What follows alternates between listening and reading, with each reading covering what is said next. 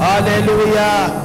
Bakolanga mafuta ya molimo emonana yanola ngai yanola loyembo ezwa nzoto elata nzoto epai na yo. Oh, bakolanga mafuta na nkembo, mafuta na esengo. Alléluia. Alléluia. Alléluia. Alléluia. Nous bénissons l'Éternel. Alléluia. Nous poussons des cris de joie. Nous célébrons l'agneau de Dieu. Nous célébrons l'agneau. Nous célébrons l'agneau. L'agneau est digne de louange. L'agneau est digne d'adoration. Mama Telema Eskayo Zali. Lingito invité. Papa Nabiso. Patriarche. Tango toza ko telema. Mama nazo c'est la yo telema. Topesaka honneur na oyo asengeli na honneur. Ah, tango sengeli topesa moto honneur na ye. Mama pesa honneur na ye. Bayambaka autorité na kofanda te. Soki na mokili toza ko respecter yango. Bongo na ndako na Nzambe. Alléluia. Biso toza ba rebelle te. Toza bano baza discipliné. Alléluia. Alors tango toza ko inviter papa. Toza ko betela Yesu maboko. Tango papa kelani aza ko pusana. Toza ko yamba ye na milolo nyoso. Koneto la kosanzo la Yahweh. Ah, Nzamba za malamu. Komona tina azo ya za kosaela Nzambe. Mama betela na Yesu maboko. Nzamba za malamu. Yo za déjà des missionnaires. Mais dans la pasteur tina azoyo aza kosaela Nzambe. Loku mwezonga pa na Nzambe. Alléluia.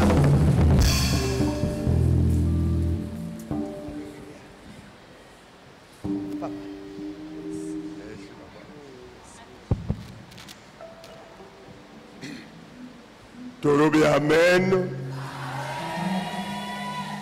Yo toyoki yote. Torobi amen. Natondi Nzambe na bolingo na ye munene. Amonisi yango epai na nga ete nakwa kuzwa ngolu ya kutelema na dati ya lelo kati na isiko oyo. Mutima na ngai tundi na isengo mpona kumona ndenge mwana na ngai ya mwasi ya mbinga na mutima mufungwami. Vraiment mutima na ngai tundi na isengo. Eloko la kusenga bino tangu nazale kuya awa misu na ngai ezalaki ngwe nazali kumona nyonso me lelo nazali kumona bino te pamba te oyo nyonso biloko ya nzutu oyo kumonanaka ezali na dele nayoki yo te ezali na dele. Biloko nyonso tomonaka ezali na dele. Ntango na yango soki esili ekoki kofonctionner lisusu te. Alors ngai Bible alobi na nga mbula ntuku nsambo.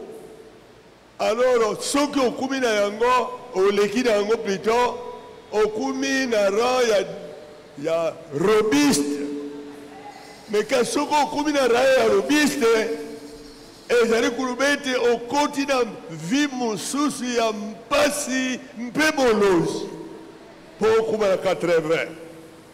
Alors Nzambe alingaki nakebisa yo lelo abateli ngai mpona kuya kukebisa yo lelo soko moninga ya wande Nzambe abatilaki nga pour nakuma lelo yo omonanga nazalaki mona miso polele sikoyo miso ekumi molili pamba te ntango na yango esi esili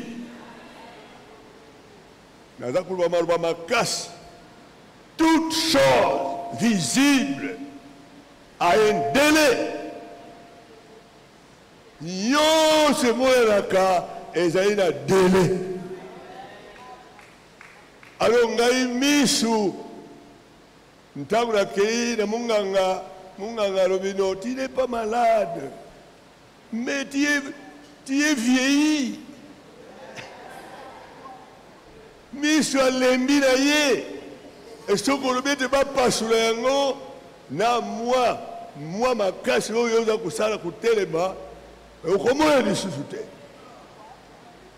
alors ngai nayebisi ye ngai comme je ne suis pas malade naza na ngai na maladi te nakopasula mpe miso yango te parce que miso oyo yanga oyo ngai nazwaki epai na oyo akufaki akundamaki asekwaki azali na bomoi libela na libela alakaki ngai ye te ntango ye akozonga mpo na koya kokamata nzutu na ye baoyo bandimaki ye mpe balalaki mbongi bakufaki bakosekwa liboso bongo baoyo bakozala nano na bomoi na ntango wana bakobuwana na lolenge mosusu bakozwa nzutu ya nkembo oyo ekoki kosila te eza na dele te eza na biloko nyonso ya dele te ezali ya seko na seko na seko yango wana ata naza komona yo te me nazali koyoka yo ntango yo ozali koyoka nga ngai nazali motindami na telemi awa bomoi oyo ya kala eza te naza kozila nde bomoi na ngai ya seko oyo yesu mesia mwana nzambe asumbaki na makila na ye afutaki yango na makila na ye ete ngai nazala mokufi te yalobi oyo andimi nga atako akufi akusala kaka na bomoi po ete je suis la résurrection et la vie yesu azali bomoi na biso bankoko nalobi ete miso na ngai eza na dele pamba te sikoyo nakomi na ngolu na ye na makasi na ngai te na nguya na ngai te na kundima na ngai te na nyonso na ngai te mais c'est sa grâce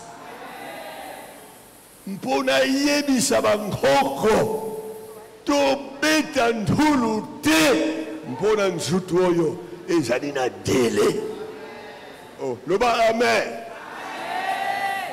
me tozali na promese ya kolata nzutu na nkembo nzutu ekozanga kopola nzutu ekozanga maladi nzutu ekozanga kufa yesu asekwaki et tous les problèmes de l'homme a été résolu nyonso ekukaki wana kuludu na yesu yango wana nkoko yoka ngai bien soki ozali kotambola miso kitoko soki ozali kotambola nzoto makasi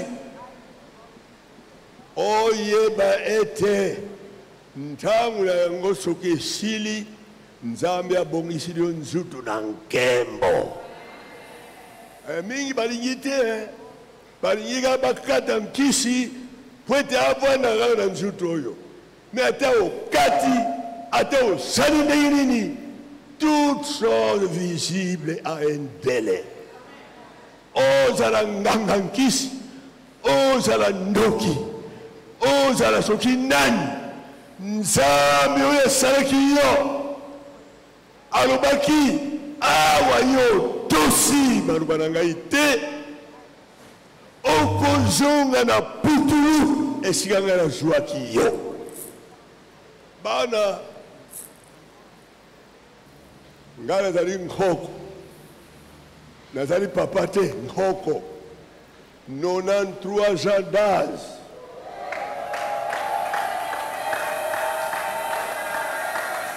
Yoka.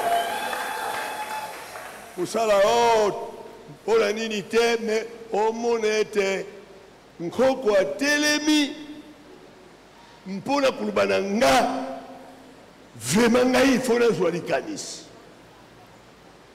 nami bongisa mpamba lilubana nzambe bakotolaka yango te lilubana nzambe ezali seko na seko tikete mokola lelo oyine ete nzambe alingi yo ovanda libela na libela mais awa na planète terre nous sommes en transition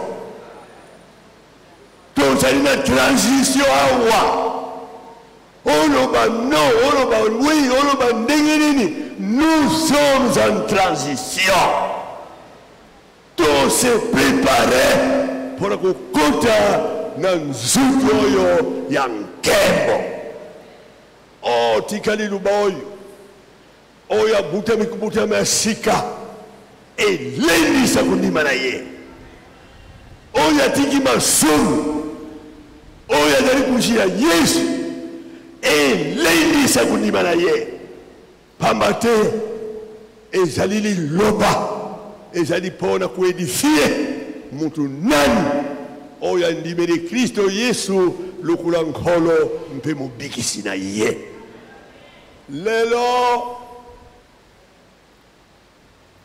nabyangami epai na mokoko na nga parce que motima na ye ezali na reconnaissance azali komona bovieillesi na ngai te me azali na mposa bomoi oyo nazali nanu na yango nakangana na ye mpona kobondela nzambe ete tozela elaka na biso nzambe abongisa yango wana lelo ngai na ye awa na réunion moko très important eyebani ete ezali mois de la femme mois nini mwanini sanza ya bamama qui est mama mama nani mama nyonso babyangi mama na pla ya nzambe na libongisi na nzambe mama c'est une porte de vie humaine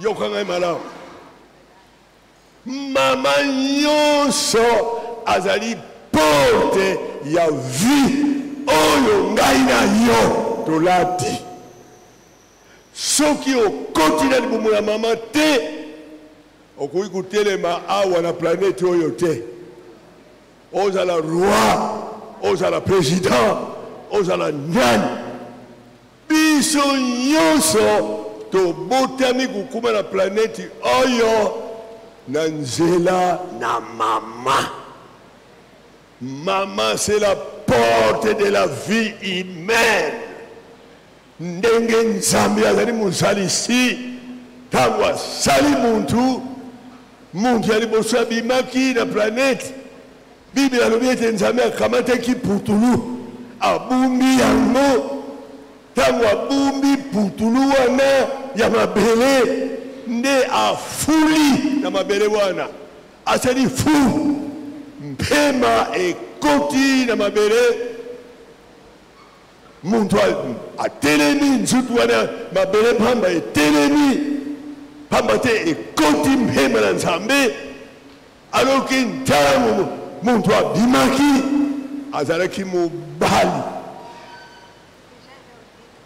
luku azali mobali nzambe asali muntu na trois parties oyo akobyangama muntu azali na trois parties son âme son esprit et son corps mabele euti na putulu na mabele me molimo na ame na yo yango ekufaka te, yango osimba yango boye te, esimbami na nzutu oyo ebimaki na porte azali ni mama nde azali muntu oyo Nzambe abongisa mpona kopesa forme planétaire.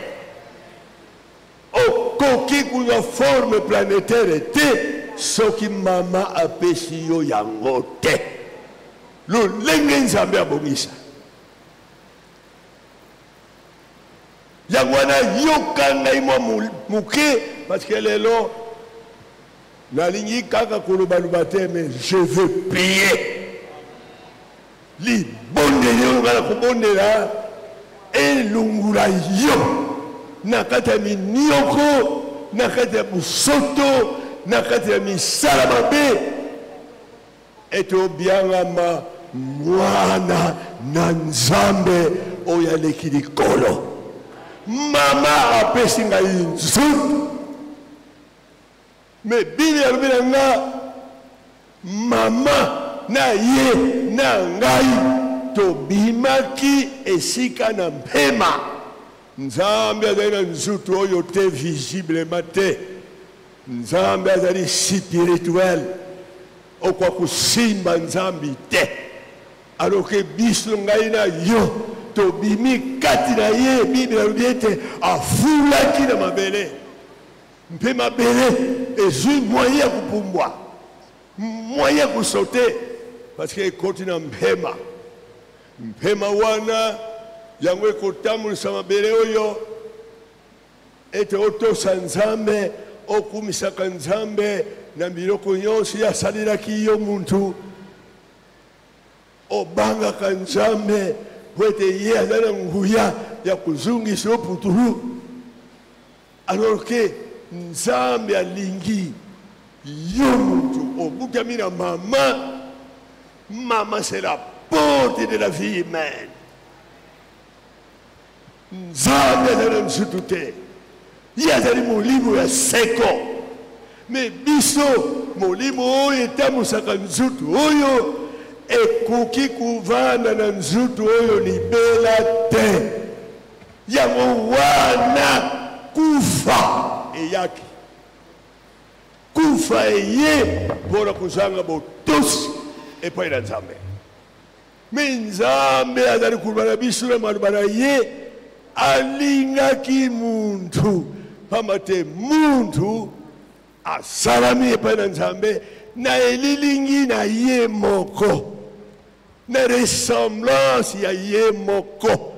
Muntu akokani na ndeke te, akokani na mbisi ya mai te, akokani na eloko moko te, na nzete te, na matiti te, mais muntu azali image de Dieu, l'Éternel. Alors, pour ozonga na citati parfaite ya bumuntu oyo Nzambe asalaki na elilingi na ye, il faut kufuta niongo ya masumu nzutu oyo amemaki.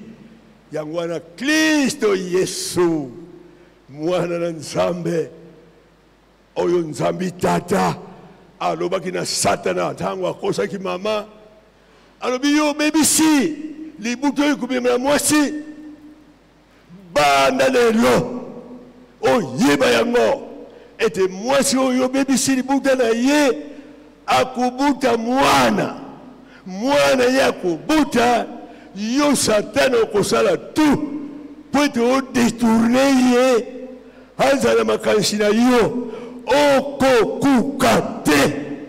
Mwana wana soki abutami akoniata mutu na yo. Loba amen. O Nzambe pesa batu matoi bayoka liloba oyo. Nzambe alobi na nioka, alobi yo bebisi libuta na mwasi, mama azali porte ya vie humaine. Kati na ye bana bakutundisa mabele oyo, sikoyo bebisi bana wana bazanga botosi epai na ngai Nzambe, bazanga kundima ngai Nzambe. Mais ata osali ndenge nini mama akubuta mwana mwana ye akubuta yo okotungisa ye okosala ye manevre nyonso me mwana wana okoka kulungula ye lisanga na nzambi te au contraire ye akuniata mutu na yo donc Kristo ye na ikulungula biso na sena lutumu ya diabolo mobikisi ya biso ete tozwa lolenge ya seko ezali Kristo Yesu na maloba na ye alobi oyo alingi kokota na bokunzi oyo nzambe asalaki il doit être né de nouveau obute bakubutami ya sika soki obutami mbala ya mibale te okoki kokota bokunzi na nzambe te po ete oyo ebutami na musuni oyo elulelaki mbuma na nzete ekozonga putulu kasi molimo oyo satana obebisi ngai molimo na seko Yesu na ye po ete na deloge yo na kati na nzutu ete muntu atikala na bomoi na seko. Haleluya, haleluya. Ezali maloba ya mujindu tomesana makambo ya mais nzambe alingi ete toza na conscience éclairée, toza na morale éclairée, toza na esprit éclairé, parce que biso to biangami kubiangama na nzambe tokukana na lolenge na ye na nzela na mwana na ye Yesu. Tata a eu pouvoir ya fécondité physique. Maman a eu pouvoir ya couper sa forme physique ya nzoto. Mais Yesu a pesa meri pouvoir était azala na nguya ya kufekonde ya kubuta batu oyo bakuyingela kuna na bukunzi na nzambe. Oye butamina molimo etikali molimo. Oye butamina musuni etikali musuni. Nzutu ekozunga kana putulu. Me molimo na muntu oyo yali kutambulisa ye ekuki kokota na mabele te soki endimi Yesu. Yesu azali bomoi na biso.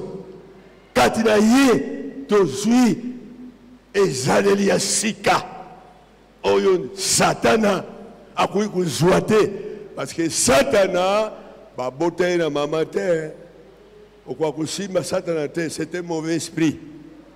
Akotaka na kati na conscience na biso, akotaka na morale na biso, akudetourne makanisi na yo olingaki no kuyiba te ayo wana bali kuyiba, olingaki no kusala pite te yo wana kusala pite. Yende musala na ye kubebisa morale, kubebisa conscience, kubebisa molimo na muntu. Mais Kristo Yesu soki azali na yo apesi yo nguya ya molimo mosanto. Est-ce que yo kubete nzambe no maboko te? Merci. Ozwi nguya ya molimo mosantu, molimo oyo ya mosantu Satana azana yango te, Satana kukuzwa yango te. Azwi nguya ya molimo ya nzutu oyo kululila kulia kumela kulata, kasi molimo oyo kutosaka nzambe ekulingaka nzambe oyo kuvanda na nzambe libela. Satana azana nguya te ya kuzwa molimo wana. Ye azali molimo mabe. Esikane ya milimo mabe kwa na lifelo. Naba oyo nyonso bakutosaka ye, naba oyo nyonso bakusalilaka ye, akamata bango, babumaka baninga na bango, bayibaka biloko baninga, basalaka mubulu, aloke nsima na kufa ezali kubuakama elongo na milimo mabe ya Satan. O Nzambe, nazali kubondela epai ya yo Nzambe. lokola nzambe apesi nzela na kati ya mokili na biso na bamama babandi koteya mama oyo ayebi position na ye liboso na nzambe soki azali kokommunike oyo liloba ezali liloba moko ya puissance mama oyo nzambe ati mise à part apesi ye puissance ya kopesa forme ya muntu ete muntu azala malamu sanza libwa mama azali komemaka muntu kati na zemi azwa miso azwa matoi azwa maboko azwa makulu kino sanza ya libwa nzambe apesi ye puissance mpona kufungula porte ete muntu abima na planeti oyo soki mama atosaka nzambi te oyo mama ya mibale atosaki nzambi te ayamba Kristo Yesu abotama na libumu na ye mbele tobungi libela kasi mama landila botosi na ye ya liloba mpe azali mwana na Abrahama mpe atosaki parce que Abrahama azali tata na bandimi alors que Maria kwa kuzwa mwana autaki na likolo na nguya ya nzambe ye moko alata nzutu nzutu ye alati ekuma substitut pour lisumu ya muntu mpe kuma sacrifice suprême pour lisumu na muntu alors que kati na Kristo afutaki niongo nyonso ya satana oyo nyonso azali kati na Kristo tout va bien. Non, yote. Oyo nyonso azali kati na Yesu, tout va bien. Pamba te kati na ye ata kufa. Pona ye ezali bien mpo akota na bomo ya seko. Akuregrete te ata ndenge nini tout va bien na oyo azali kati na Kristo Yesu. Mais ce qui est dommage, ce que yébité était tout va bien en Christ. Alors, vous avez tout va bien, vous avez yébité. Mais tout va bien en Christ. Parce que Christ, c'est notre vie. Tout va bien. Il y a le bingaï, il y a le pouvoir.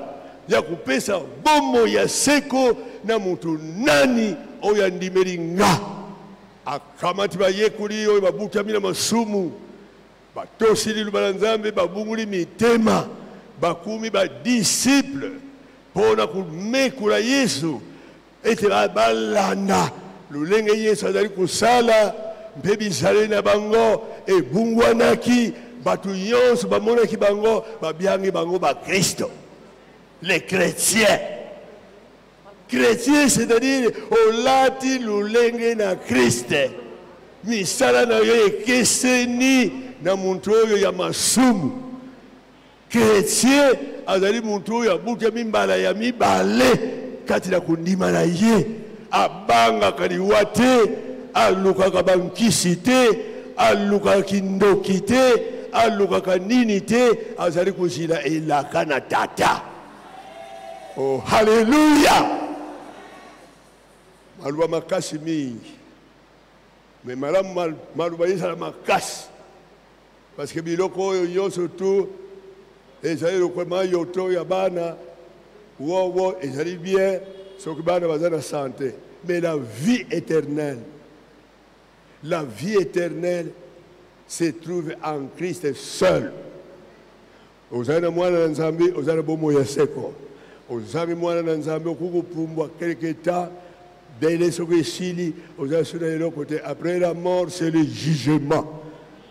Alors ntina ezali mpenza te malamu kuyeba Yesu oyo apesaka tout va bien. Kufa eya ozali na bomo ya seko. Maladi eya ozali na nguya ya kubikisama na maladi.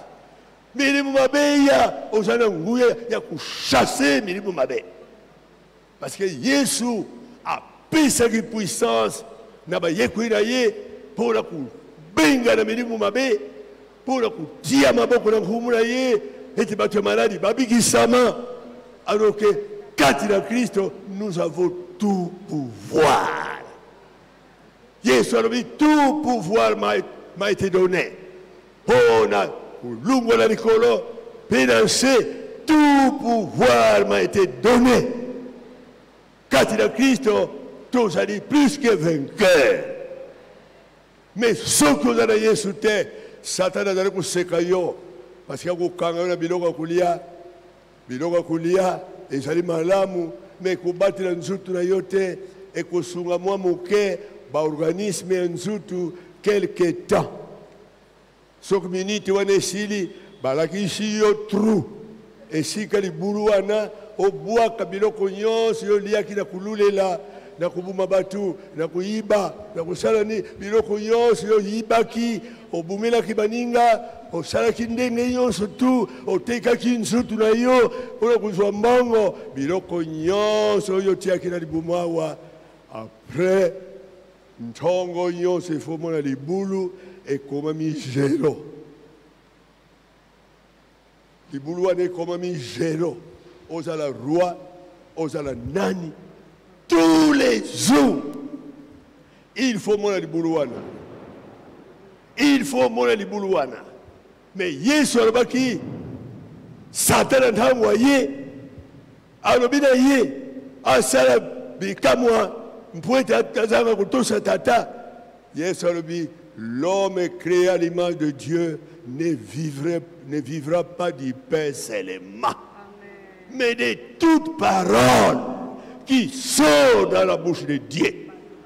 Donc muntu azala bomo ikaka mpona biloko ya kulia te. Biloko ya kulia ezali bien ekosunga yo na organisme physique pour un temps, mais ezali délai, ezana délai na ntongo ifo kota esika moko babengi zéro. Alors Ecclésiaste alobi vanité de vanité, l'homme est vanité.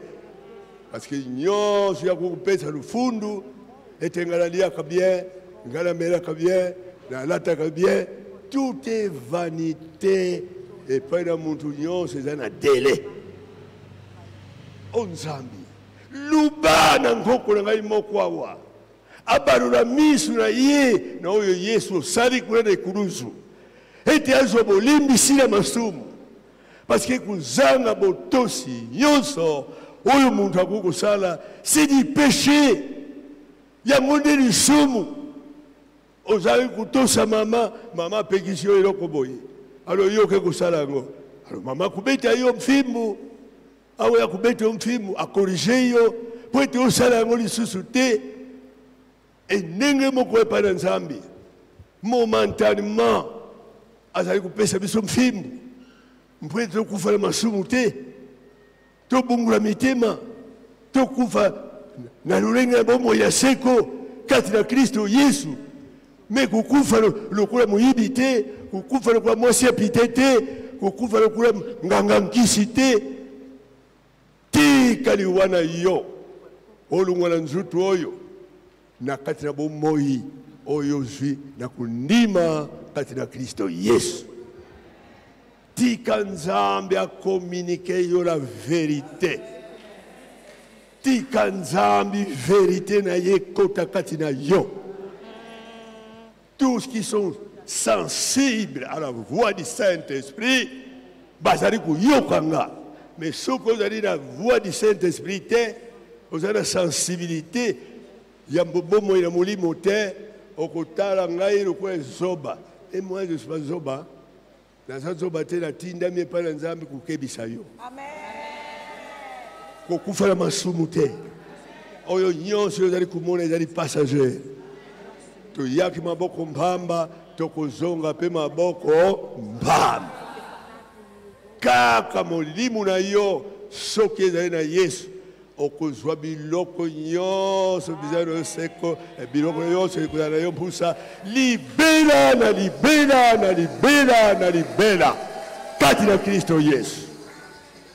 Yango wana bankoko na nga namonaki important na bondela Nzambe mpona bino.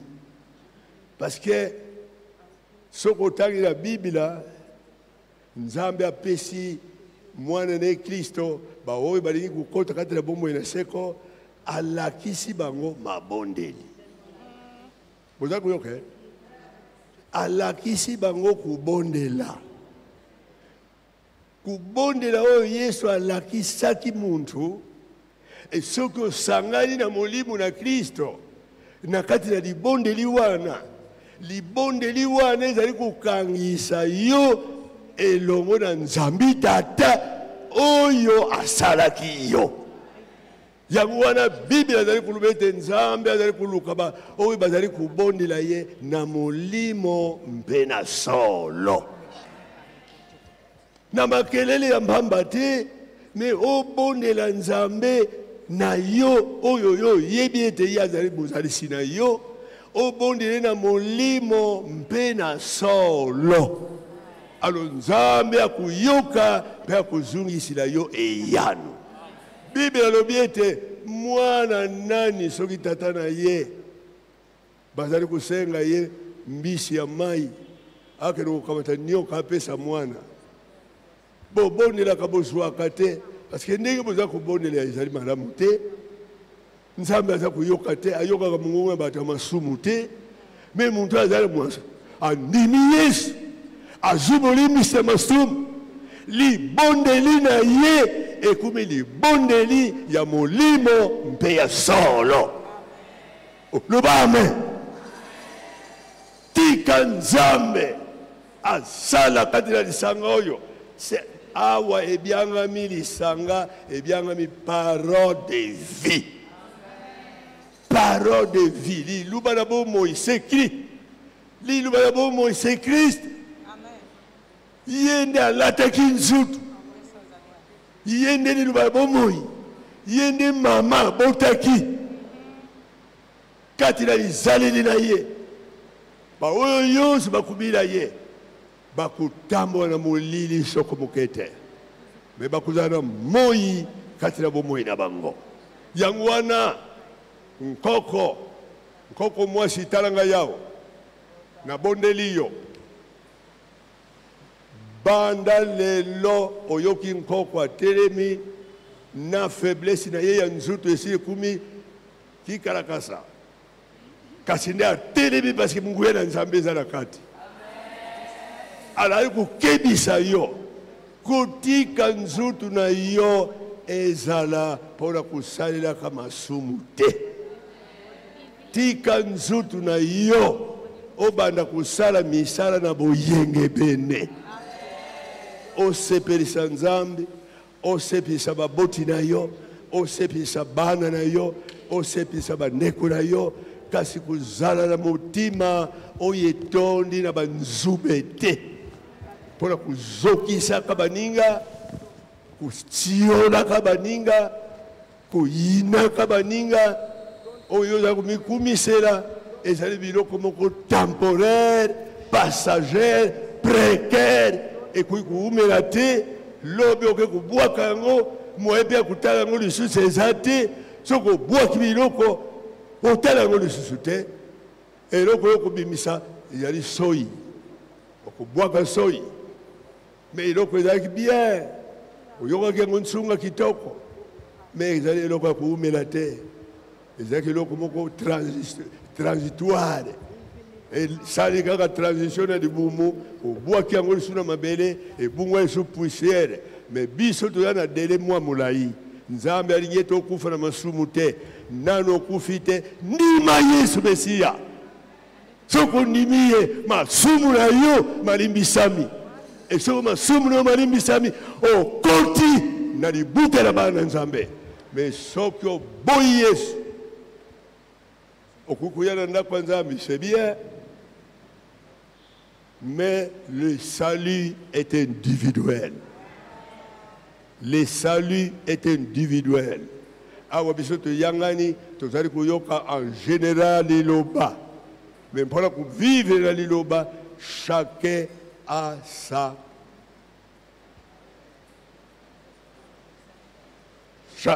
azali kopesa lolenge yo kuumela liloba oyo yoki selon l'analogie de ta foi. ndenge yo ndimeli ndenge yo kuvivre elobiko ezali mpona biso nyonso te ezali mpona biso nyonso soki tondimi Yesu biso nyonso Nzambe alingi moko abeba te yango wana Yesu ayaki mais soki ondimi Yesu te ata ozali kokota ndako ya Nzambe après la mort c'est le jugement okokota te yango wana nde tika Nzambe na nga oyo apesi ngai occasion nalobana na yo puelele ete obungula motema na yo oyamba Yesu semaine oyo sanza de la femme mwasi nyonso Nzambe azala besoin nzutu na ye ezala temple du Saint-Esprit nzutu na mwasi nyonso ezala temple du Saint-Esprit et soki obandi kobatela nzutu na yo Nzambe abongisi mwasi aza na mobali na ye soki mobali azali te Yesu alataki nzutu molimo na Kristo en tant que chrétien ekobatela yo ete osala masumu te ngai nkoko na bino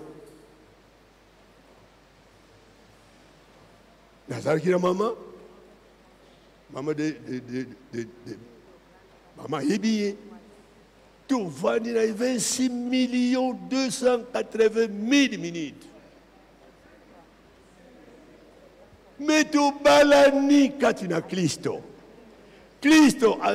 azalaki na katikati na biso lokola trait d'union alors mama Nzambe akamati ye ngai natikali mpo ete natatula la veuvage chrétien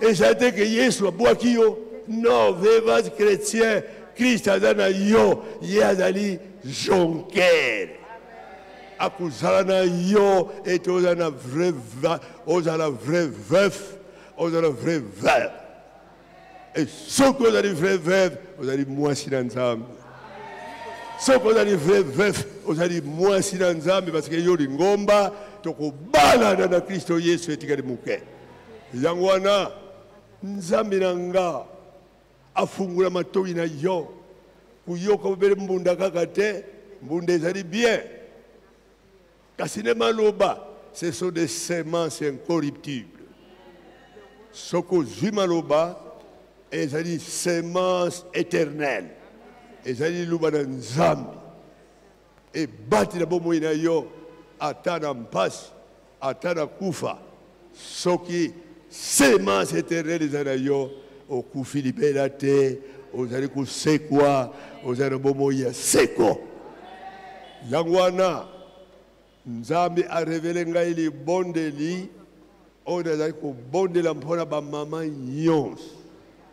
bamama nyonso lungwa bamama ya RDC ya bakontina mosusu ya baprovince mosusu ya monde mobimba mpo mama azali porte de la vie humaine Nzambe ayoka asala ngolu lokola ndenge asali ngolu epai na mwana nga akomi koteya me liboso ateyaki te azalaki na droit ya koteya te me kasi ntango na ntango na likambo na yango alors Nzambe apesi mwana nga ya mwasi me ateya liloba parce que liloba ekeseni te oyo mobali oyo mwasi te eza liloba ya Nzambe yango wana na zwi inspiration ya libondeli oyo na kosenga mwana aza nanu na miso ngwenzi nga nakomi yango na papier mpo ete akoka kotanga mpe mokanda oyo na kosenga bamama mama de nini mwana nanga baoyo basungaka yo awa na koteya nalingi napesa bango mokanda oyo okoyoka mongongo ya nkoko azali kosunga yo mpo ete oteya liloba oyo Nzambe apesi yo ngulu parce que yo ozali mama moboti na motu na physique sikoyo abiangi yo osangana na Yesu mpona kobota bato oyo bakokende na lola yango wana Soyez fiers, ma fille. Soyez fidèles. Soyez vraiment obéissante. Dieu va vous utiliser d'une façon extraordinaire. Yangwana okubengila ngaiba mama wana nyonso bateyaka na kupesa bango maluba nanga maluba oyo ngai te nzambe apemelinga ete ekuwa kusunga bomoi na yo en tant que mama prédicatrice.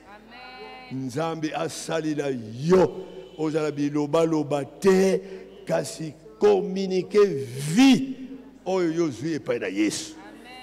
Kaba yango na ba mama nyonso, kaba yango na bana nyonso, kaba yango na bandeko nyonso, babenga yo mama kaka na nzutu te, mais si pitolement ozali mère des nations.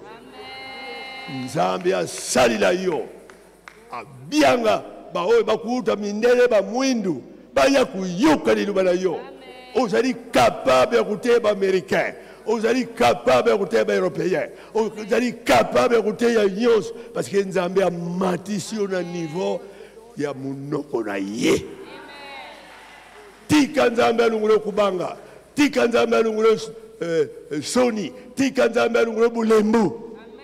Kamata nguya oyo basakuli ya kala oyo bamama oyo babimaki kwela chambre haute bazwaki oyo babimaki kwela mokolo na Pentecôte bazwaki nguya ndenge mokolo mibali basakulaki liloba na Nzambe na nguya yonso babondeli na ngai ezali ndenge wana Nzambe asalile yo kuleka. Nakusenga mama okobianga ba oyo nakubondela mpona bango parce que pour maman ils ont une puissance pour l'évangélisation. Pour maman ils ont vraiment une puissance ya kuganye batu ya lufundu ya kuganye meme bakunzi ya kuganye batu ya mbongo soki mwana mwasi ya ndimi Yesu alati Yesu azali loboko na Yesu mpona kulokota muntu alingi kukena lifelo akene na lola yangwana nakusenga liboso batanga nanu mukanda oyo nazali kuteka ngome ba oyo nyonso bakuwa kuzwa yango lelo bakusumba te nakupesa bango mpe ba oyo bakuya soko alingi yango akusumba ngo na 5 nini $5 mpamba. Alors Nzambe ngai na sina bondeli Nzambe akusala na mitima na bato bakuteya liloba Nzambe avec onction du Saint-Esprit, avec la puissance du Saint-Esprit. Bakuzala revêtu de la puissance du Saint-Esprit. Ba arme spirituelle et ko kita ba oyo yonso bakundima mpona kubatela bango na ba arme spirituelle mpona kubatela bango na lisumu parce que lisumu ezali ennemi ya bomoi na mutu. Tangla biso oyo ngana te na komi mpo ete batu yonso bayoka ngai na kusenga yo esoki oyoki ete na lobini kambo oyo yo ozali nango na mpusa okoloba wi Nzambi salelanga yango tokovanda kimia ngai naza koloba na libondeli oyo mwana kutangela ngai lolenge na komi me yo ndimaka soki omoni ete likambo ngai nasengi epai na Nzambi ebongi mpona yo loba Nzambi ezala bongo osunganga. C'est une prière, on peut s'élever là où nous sommes. Vanda kimia yoka matangi. Prière du patriarche Kelanimpata pour toutes les femmes de la RDC, d'Afrique et des autres continents en général à l'occasion du mois de la femme. Éternel Dieu Tout-Puissant, tu es le créateur des cieux et de la terre, des choses visibles et invisibles, des êtres humains, l'homme et la femme. Je suis convaincu que tu as un plan merveilleux préparé d'avance pour toutes les mamans ici présentes. les mamans de la RDC et toutes les mamans du monde en général. Éternel Dieu, dès la création, tu as honoré la personne de la femme de façon particulière, car elle est la dernière de toutes les créations, et après elle, tu n'as plus créé autre chose. Sois béni, Éternel, car tu as créé la femme pour compléter le vide qui existait à l'homme, et aucun être ne pouvait le combler, si ce n'est celui qui est sorti de lui-même, c'est-à-dire la femme. Sois béni, Éternel, car tu as fait de la femme la porte de la vie humaine sur cette planète Terre. Pour les riches ou pauvres, grands ou petits, serviteurs ou rois, il faut que tu sois né par la femme. Car c'est ta décision que la descendance humaine qui va hériter tout ce qui est mis à la disposition de l'homme pour développer cette planète soit sortie de la femme. Je te prie, mon Dieu, de donner à la femme une nouvelle perception de voir, dès à présent des choses d'une nouvelle manière, de comprendre sa position sur la terre, dans son pays, dans son foyer, ou devant son mari et ses enfants. Seigneur Tout-Puissant, tu as voulu selon ta parole que la femme s'abstienne des relations sexuelles avant le mariage, signe de la virginité spirituelle et facteur de plusieurs bénédictions divines. Voilà qu'aujourd'hui, beaucoup d'entre elles sont tombées dans le piège du diable qui a violé cette virginité spirituelle ou physique. Par conséquent, certaines utilisent leur corps comme une marchandise. Seigneur, qui peut faire quelque chose pour changer cette situation, si ce n'est toi, Seigneur, qui est le réparateur des brèches? Tu as dit que la femme sera sauvée parce qu'elle va donner naissance à un fils. Voilà pourquoi, comme ton serviteur, je prie pour qu'à Kinshasa, en RDC et à travers le monde, toutes les femmes qui vont écouter cette prière soient libérées de l'emprise diabolique, de la prostitution, de l'adultère, de l'infidélité, de l'alcoolisme, du mensonge, au nom de Jésus-Christ. Qu'elles soient aussi libérées de l'esprit de la paix, de l'esprit rétrograde, de l'esprit de médiocrité, de l'esprit de l'hypocrisie, et cela au nom de Jésus-Christ. Seigneur Jésus-Christ, ta parole me dit que celui qui est en Christ devient une nouvelle créature. Les choses anciennes sont passées, toutes choses sont devenues nouvelles. Voilà pourquoi je proclame une nouveauté de vie à leur égard au nom de Jésus-Christ. Que ce soit dans leur foyer, leur travail ou leurs activités quotidiennes. Seigneur Jésus, toi qui as créé le mariage, institution divine par excellence, tu veux que la personne de la femme soit honorée et respectée. Amène maintenant celles qui sont célibataires vers leur mari au nom de Jésus-Christ, comme tu as amené Ève auprès d'Adam. Seigneur, ouvre la maternité céleste et rend féconde celle qui est stérile. À ton nom, je déchire le certificat de célibat et j'établis le certificat de mariage. Alléluia. Je déchire le certificat de l'infécondité. J'établis le certificat de la fécondité au nom de Jésus-Christ. Seigneur, je ne pourrais terminer cette prière sans penser aux veuves qui sont ici et celles qui sont à Kinshasa ou à travers le monde.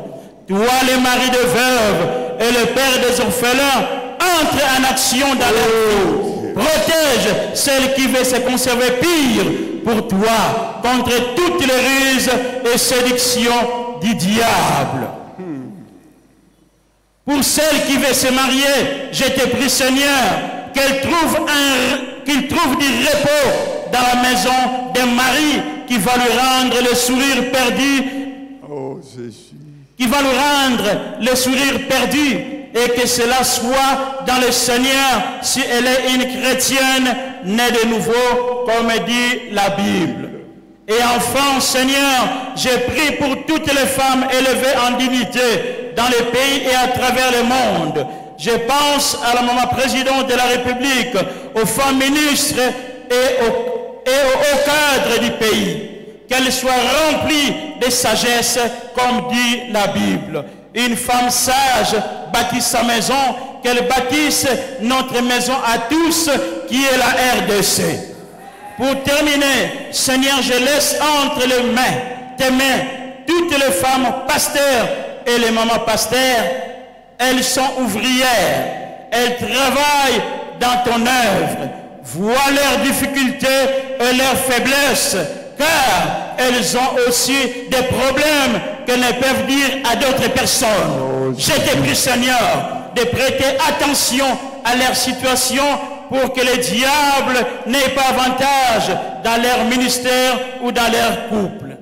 Je déclare que le secours de l'Éternel arrive, qu'il soit visible et palpable dans la vie de chaque femme qui écoute ou qui lit cette prière ici présente à Kinshasa, en RDC ou à travers le monde entier au nom de Jésus-Christ. Et que nous disons tous 3 fois Amen. Que Dieu vous bénisse.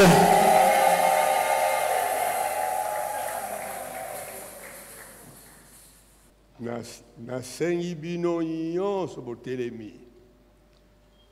Espoir na Nzambe ezana ba mama oyo babuta mimbala mibale. Soko buta mimbala mibale ozali moyen ya kubuta muntu visiblement pe ozui moyen katina Kristo oyo kangani na ye obota mwana oyo kubianga ma chrétien mwana na Nzambe.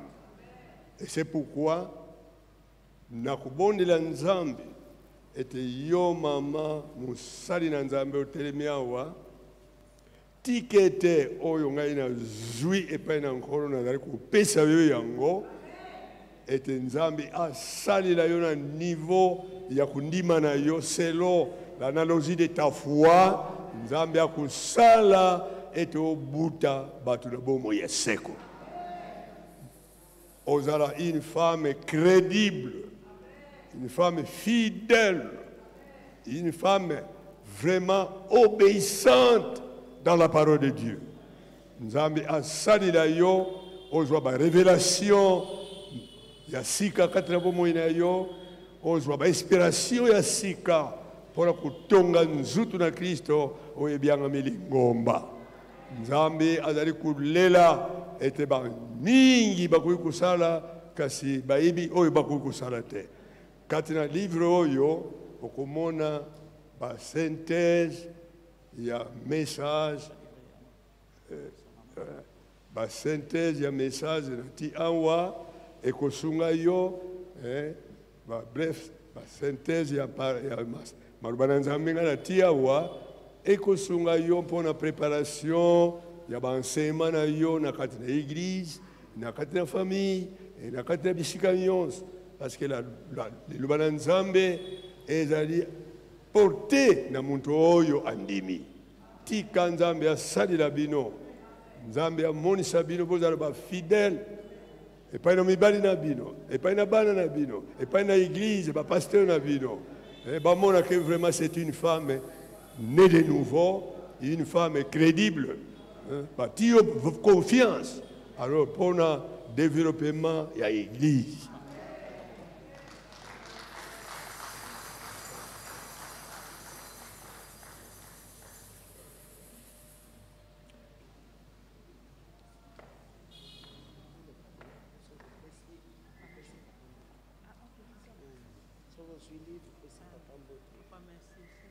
Aujourd'hui, que Dieu te bénisse. Que Dieu te dirige. Tika Nzambe asalela puissamment. Tika o transformer ba mama. Na liloba na Nzambe. Nzambe apambola yo. Soyez une servante puissante. Tika pasteur yo asepela lui soutien. Nzambe apambola yo. Que Dieu te bénisse. Soyez fidèles à l'église. Nzambe apambola yo obuta bana ba kota na lola.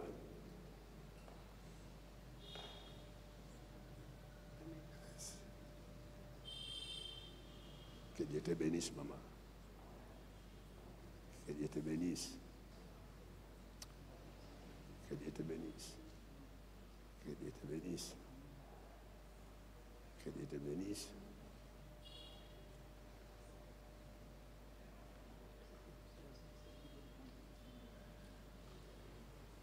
Soki mobali na yo azali musali na Nzambe botanga mukanda wana bino mibale eko kusunga bino maluba yangai te. C'est une inspiration du Saint-Esprit. Nzambe apesi mpona mutu nyonso andimi Yesu.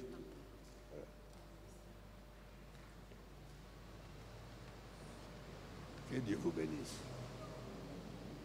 Que Dieu vous bénisse, maman.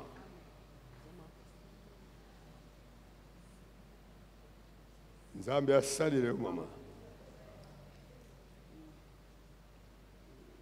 Tika Nzambe asalile yo. Merci. Tata na ngai na likolo. Napesi yo merci mingi mpona kuyambama epai na mwana na ngai ya mwasi eti nakaba eloko oyo pesinga. O Nzambe. Tika moko na moko akutanga maluba oyo inspiré par la puissance du Saint-Esprit azala motivé pe atambola koteya liloba la Nzambe kuzanga soni kuzanga kubanga po ete bato babungula mitema kuyamba Yesu lokula nkolo. Tata merci mingi na tondi na ndimi ete oyo yo sali ekobuta mbuma mingi na tondi yo kati na Kristo nkolo na biso. Amen. Pero pambula Nzambe pambula mwana na nga azala mère des nations. Mère des nations. Et belé ya mabota bakuyoka yo. Banga te ne soyez pas lâche. Soyez vigoureux, courageuse. Nzambe akusali la d'une façon extraordinaire. Et je crois que Dieu va le faire. Merci.